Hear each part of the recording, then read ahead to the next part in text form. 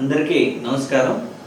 మన జగనన్న ప్రభుత్వంలో మన తిరుపతి పార్లమెంట్ నియోజకవర్గ అభివృద్ధిలో భాగంగా క్రిప్కో బయో ఎథనాల్ ప్లాంట్ని తిరుపతి పార్లమెంట్ నియోజకవర్గంలో 600 కోట్లతో నిర్మిస్తూ ఉండడం జరుగుతుంది. దీని ద్వారా ఎంతోమంది తూర్పు మండలాల తిరుపతి పార్లమెంట్ నియోజకవర్గంలోని తూర్పు మండలాల రైతులకు ఎంతో ఉపయుక్తంగా ఉంటుంది. వరి పండించే రైతులకి, అలాగే 500 మందికి ఉపాధి, అలాగే ఇండైరెక్ట్గా ఇంకొక 1000 మందికి ఉపాధి దొరికే అవకాశం ఉంటుంది.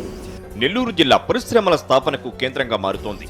పరిశ్రమల ఏర్పాటుకు అవసరమైన అన్ని రకాల వసతులు, సౌకర్యాలు అందుబాటులో ఉండటంతో సీఎం జగన్ జిల్లాపై ప్రత్యేక దృష్టి కేంద్రీకరించారు.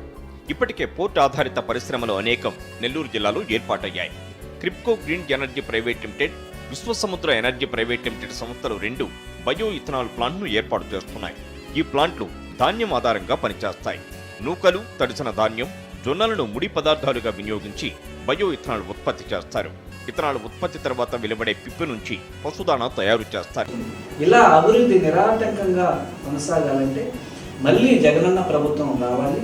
జగనన్న నిలిపినటువంటి అభ్యర్థుల్ని ఫ్యాన్ గుర్తు మీద ఓటేసి గెలిపించాలి.